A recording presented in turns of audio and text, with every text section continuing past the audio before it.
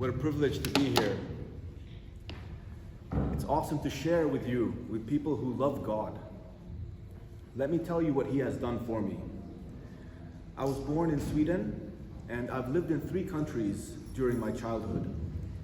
And in my high school years, I moved around a lot. By the time I started university, I was in my 7th school, so a lot of traveling.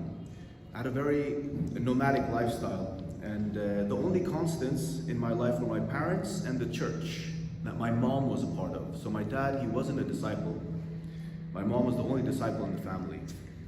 As a child, I attended church and was, of course, in Sunday school, and I learned all these positive Christian values. You know, don't lie, don't steal, don't cheat, be kind to others, think of others. It became my value system, and I had a belief in God. But when I started to grow up a bit, I realized that science was answering a lot of questions, so I didn't feel like I needed God anymore. I thought He still existed, but I didn't feel like He cared. I mean, I didn't think we are special, so why should God care about us? And the Bible, to me, it just became like a bunch of stories. I didn't feel like they were fairy tales. They didn't have larger meaning. And it was also during this time that my value system started to disintegrate. I started to lie, I started to cheat, started to steal. And I was kind in front of my parents, but in school I was just who I wanted to be. And this journey and the path of unrighteousness had started. And it was a long journey. And when I look back, I saw there were so many times God was trying to tell me things, but I was blind to them. I didn't want to listen. So when you start breaking down your value system, there are of course consequences. And I thought that, just random bad luck. I thought to myself, next time I'll get away with it. Next time I'll be smarter. Next time I'll make it. And I dismissed this anxiety that I had, the knot in my stomach. I worked short-sightedly. I focused on only what gave quick rewards. I grew up on this wrong path, and in my 20s, it resulted in a depression that lasted for so many years, 6 years. Years that were really wasted, where I just stood still. It was just stagnant, and it was filled with anxiety. And I was able to finally pull myself out of this depression. But what I learned was that I realized, wow, I'm so weak. Like, I'm such a fragile person. I can't even get my brain to produce the right amount of serotonin. God made it really obvious to me, but I was still stubborn. I didn't want to listen. And I thought again, bad luck, just random. And it took me a few more years and few more signs from God to show me that, I really have no control. None of us here have any control. And His plan is going to be the one that will come through, no matter what. More years passed, and I now was working outside the country, and I returned home to Sweden. And I wanted to find a job in what I loved, which was chemistry. At this time, I got invited to church multiple times, and thanks to some stubborn Christians, I finally decided to go. And what I saw was peace, was love, was genuine, was kindness, humility. I mean, could people really be like this to each other? To me? Could they really love me? It was like unreal. At times, there were a lot of things happening in my life that I couldn't attribute anymore to just random anymore. I had moved back to Sweden, and at the same time, my dad was diagnosed with Alzheimer's, my mom was stage 4 cancer, and I got my dream job. I finally started working in a lab. Was this random? No way. I mean, the series of events that have followed each other could not be random at all. Because if it's random, it has no significance. But these things are very significant. They matter. My parents' health matters, my future career matters. All of these are significant. I thought I came to a false conclusion that life is just meaningless. But if it was meaningless, why would I care? I did care. So I knew that life is meaning. I began studying the Bible just to see if I could see if there is meaning here and make sense of what's happening all around me. Thanks to my prior knowledge in psychology, I saw that these Old Testament stories, they were filled with wisdom from generation to generation. And they weren't just fairy tales. So I started to realize that love is a force, is something that is beyond us. And it's not this love that you see in ads and in Hollywood movies, but real love, true love, is sacrifice.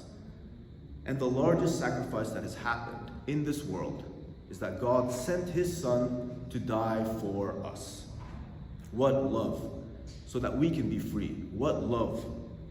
At the end of Romans 5:6, it says that God demonstrates His own love for us in this: while we were still sinners, Christ died for us.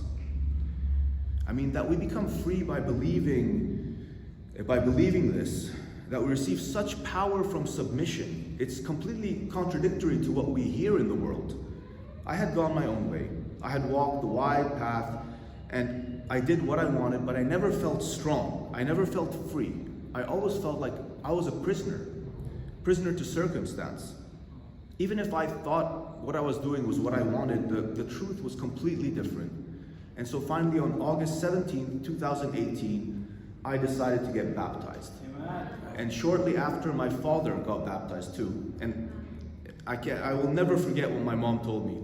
While I was getting baptized, my dad looked at her and said, "Why not also me?" It's true. Why not also you, Dad? What a gift he got. Thank God for that. So that's 3 years ago now. A lot has happened, and the smallest part of it for me was this COVID situation. My mom passed away in March 2020, and I was by her side till her final breath. I started working for the church as a teen minister the same year in October, and what a privilege it has been. What an amazing job. What an honor has been given to me to love these teens and to make these relationships with these parents. And a year and 2 days after my mom passed, my dad also decided to follow. And I mean, I miss both of them so much. And I've had such support from the church, such amazing support and love, and the Bible and Scripture has really, really helped me. It has been really turbulent life for the past 3 years for me, but I know that I do not need to be anxious about anything, and that with prayer and petition, with thanksgiving, I can present all my requests to God, and He will be with me. And I'm truly thankful for all that they've taught me, my parents and this life has taught me, for all the hardships that I've gone through. I really see God's hand in this. I see how He has put all these hardships in my life for me to grow, to be allowed to become who I am today. And I know He's not finished. I see how every day we're presented with options, choices to do good works. And I see how when I was at my most painful, at my lowest point since I became a disciple, I had 4 disciples show up at my door, basket full of food, flowers, and they cleaned my entire kitchen and helped me make a meal. How they encouraged me. How often I found bags of Tupperware with food hanging on my door when I got home. Texts from so many disciples, calls from so many disciples, so much time and love and giving and gifts. It's all because God loved us first, and I really see that. I would like to end by encouraging you all here, if you'd like to open to 2 Corinthians chapter 8. Here Paul is talking about, he connects how grace of God is to sacrificial giving. Here he talks to the Macedonian Christians who gave out from their poverty to their brothers in Judea, so that they can be sustained during this time, that they didn't have money. There was famine and persecution over there. And giving sacrificially, this is Christ-like.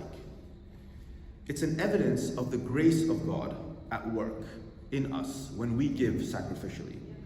And to be honest, I really see this with you guys here in the church in Lebanon, the disciples here. Let's read from chapter 8, verse 2, only verse 2. It says, "In the midst of a very severe trial, their overflowing joy and their extreme poverty welled up in rich generosity." I really see how Hope Worldwide Lebanon here does amazing things. Amazing, helping the poor, helping the needy, bringing joy and light to those who need it. it is really so encouraging to see that.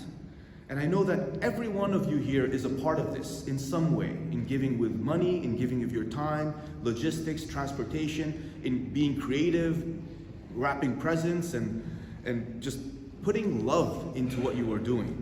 You really inspire me so much. So God bless you all here. I'd like to end with these last 3 verses from same chapter, verse 10 to 12. And it says, and I feel this is straight to you guys, "And here is my judgment about what is best for you in this matter. Last year, you were the first not only to give, but also to have the desire to do so. Now finish the work, so that your eager willingness to do it may be matched by your completion of it, according to your means. For if the willingness is there, the gift is acceptable according to what one has, not according to what one does not have." I'd like to pray for the collection here, for Hope Worldwide Lebanon, so that they can continue this great work they have started.